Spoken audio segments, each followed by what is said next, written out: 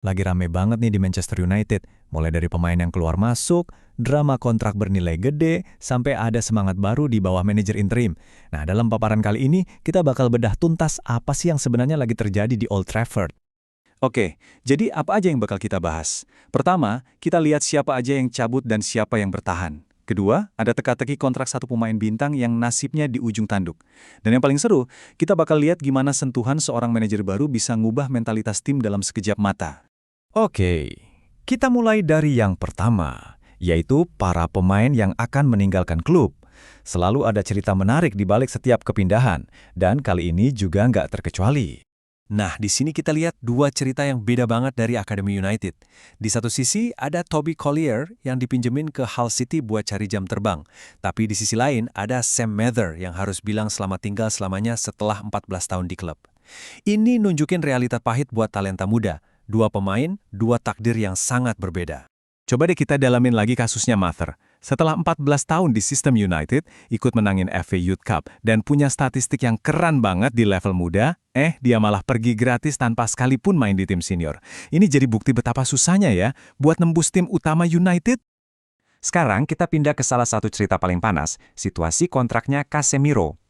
Ini bukan cuma soal bola loh, tapi juga soal duit yang gede banget dan klausul yang cukup rumit. Nah, ini dia pertanyaan utamanya. Dengan gaji sekitar 300.000 pound sterling seminggu, masa depannya jadi omongan di mana-mana. Kira-kira dia bakal lanjut atau dilepas sama United? Jawabannya kayaknya ada di dalam kontraknya. Jadi, kuncinya tuh ada di sini. Ada klausul perpanjangan kontrak otomatis selama 1 tahun. Tapi ada syaratnya. Casemiro harus main sebagai starter di 35 pertandingan musim ini buat ngaktifin klausul itu. Dan slide ini nunjukin dengan jelas tantangan berat yang dia hadapi. Dia udah jadi starter 19 kali, tapi sisa pertandingan musim ini cuma 16. Artinya, buat nyampe angka 35, dia harus jadi starter dengerin baik-baik ya, di setiap pertandingan sisa. Wah, itu sih hampir mustahil kan, mengingat ada rotasi pemain dan faktor kebugaran. Oke, kita tinggalin dulu urusan pemain per pemain. Sekarang kita geser ke perubahan besar di level tim. Kedatangan Michael Carrick sebagai manajer interim ternyata langsung bawa angin segar. Pertanyaannya, apa sih yang sebenarnya dia ubah? Atmosfer positif ini kerasa banget loh dari omongannya Patrice Dorgu. Dia bilang, kami punya pelatih baru dan itu bagus banget. Semua orang ngerasa positif. Ini nunjukin ada perubahan nyata di ruang ganti dan pas latihan. Jadi, yang beda itu bukan soal taktik yang ribet-ribet, tapi lebih ke mentalitas.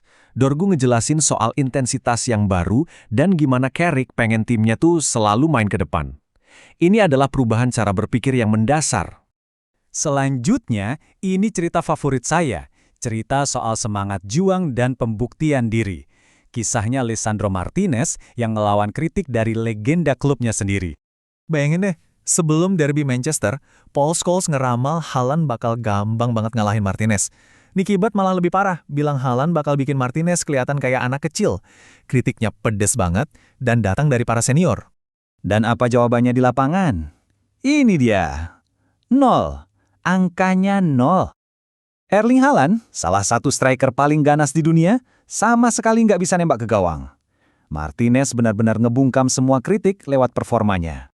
Nah, setelah tanding, Martinez ngasih respons yang tajam banget.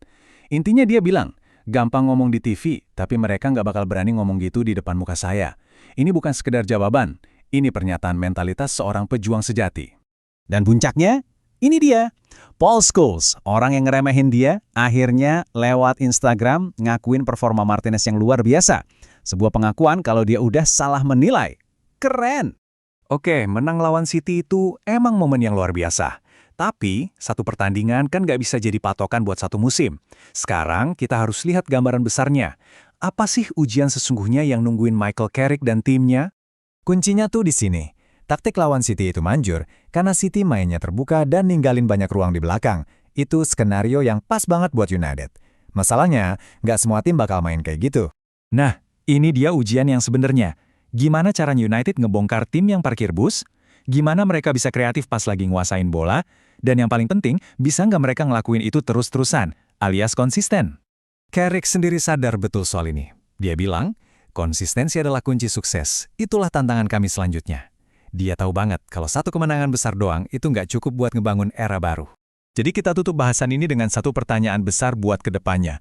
Kemenangan derby kemarin emang awal yang bagus. Tapi, apa Michael Carrick orang yang tepat buat ngebangun fondasi yang kuat dan ngembaliin konsistensi yang udah lama banget hilang dari Old Trafford? Cuma waktu yang bisa jawab.